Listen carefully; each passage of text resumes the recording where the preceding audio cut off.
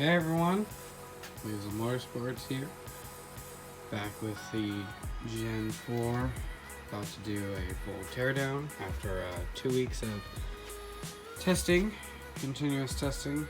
This thing needs some love. Well, I'll say a cleanup.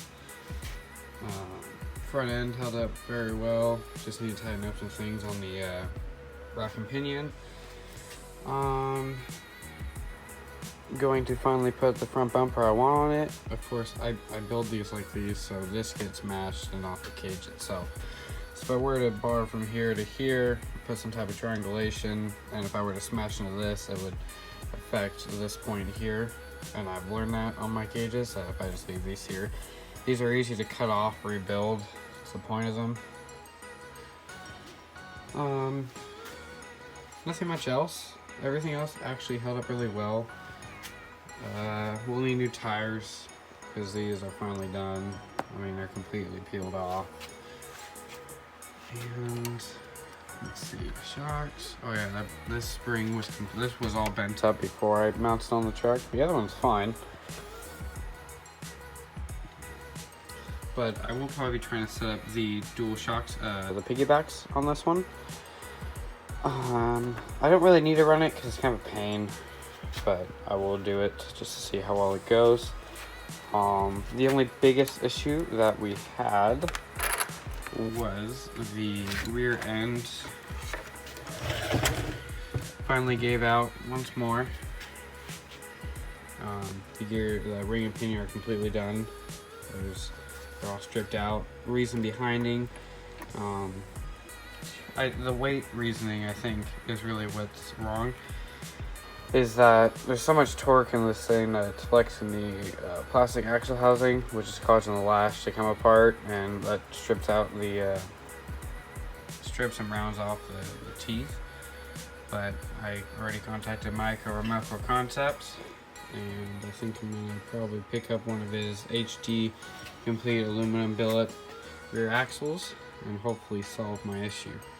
Because I'd really love to put, I've never actually had this thing wide open because I've always would lose the rear end. It's a slight issue with this thing. But yeah, I pulled the bottom plate off and I see everything. All this held up completely well. I mean, there's a little bit of slop in there, but it needs it. A little bit of play. But yeah, make a new bottom panel for here. Make some new front sheets for there. Bulkhead held great, took some abuse.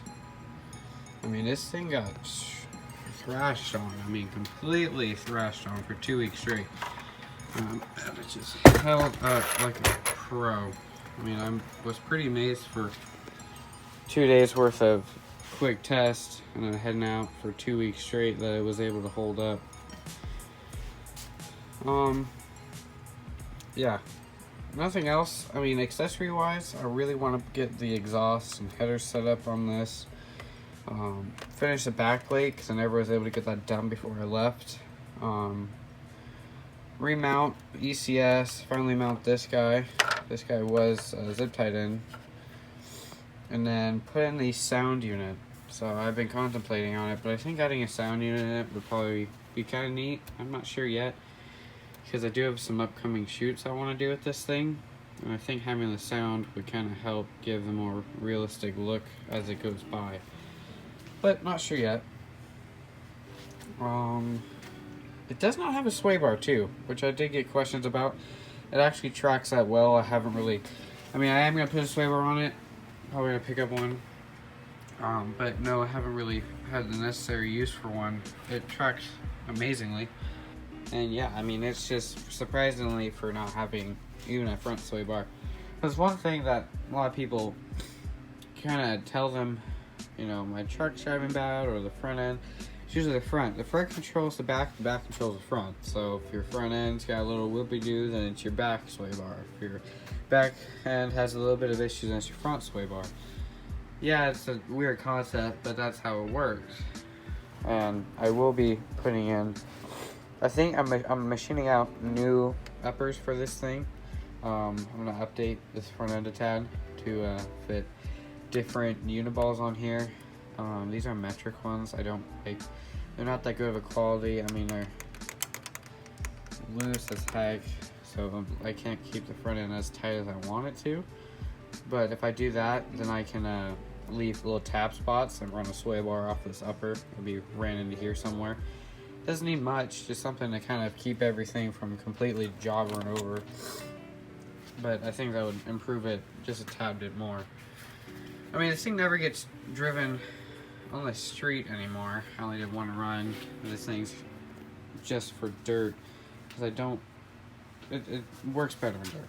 I don't really want to roll it on cement and really tear this thing up. But yeah, that's pretty much it. I was really surprised for only having one little issue, which was the rear end. I already knew that it was going to go, because I got the new gears in, and during the one test pass it already was slipping. So I just kind of babied it all the way.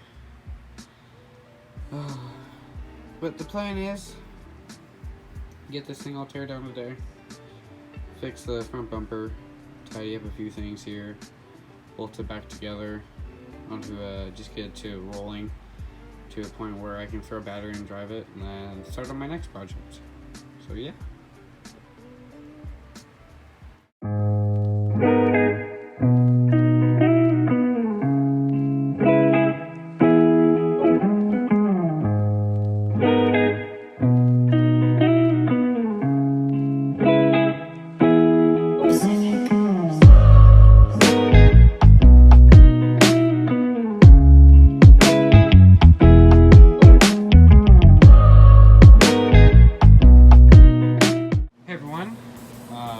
Quick little break in between the time lapse here. Just wanted to show you guys real quick what the truck looks like with none of the body panels on.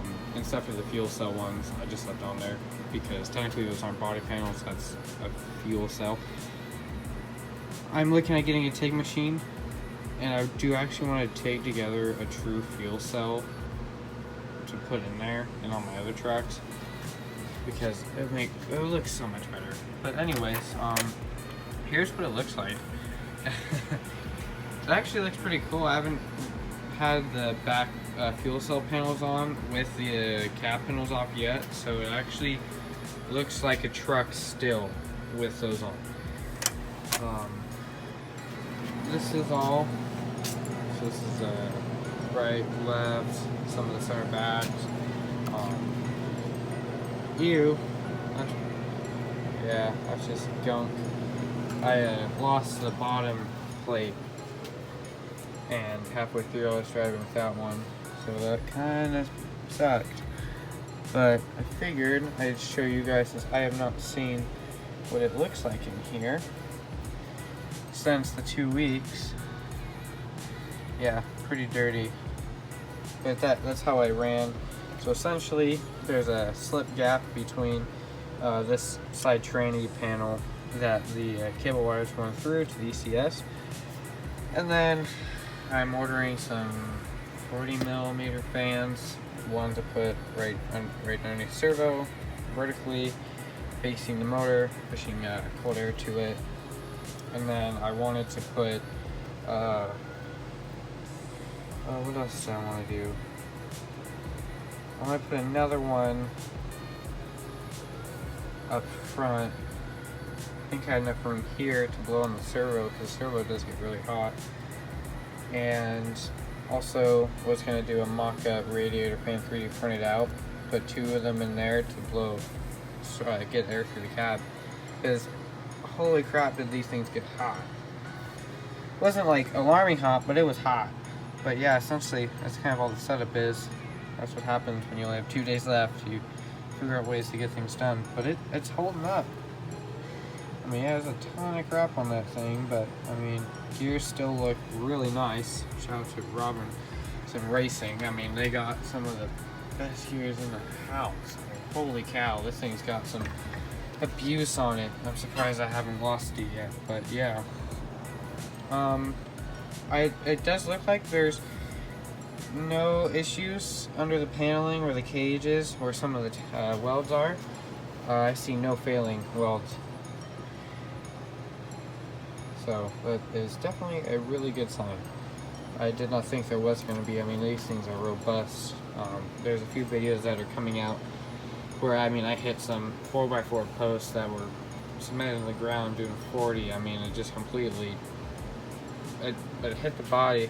It bent one of the A pillars a tad, but I mean, it did not break any lugs. And that was really big key test to see the strength of these things.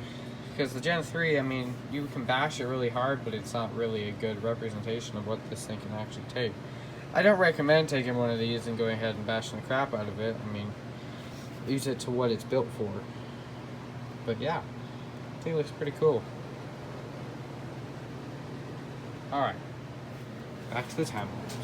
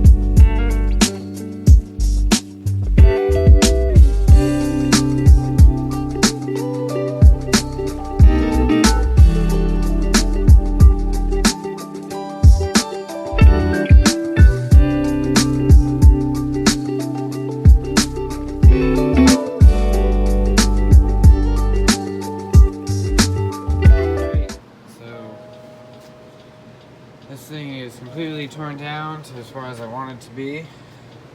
Washed, clean, pretty much ready for me to do the little things that I've been wanting to do. Essentially, fix this one shock tower mount, cut the front end, front air far off, put a new bumper on.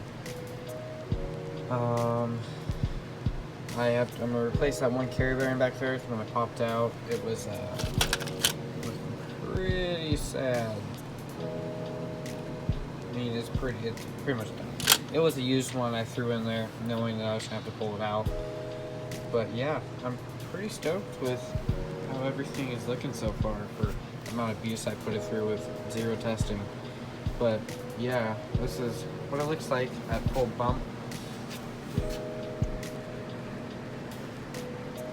Ground clearance, perfect amount. If you want the exact measurement of what it's at, it is roughly 1/4 of an inch in the back. At this one back, this would be a B-bar. This is about 1/4 inch on the up front.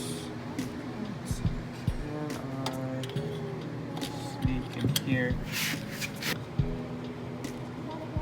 almost half inch clearance right at the tip, 1/4 back here.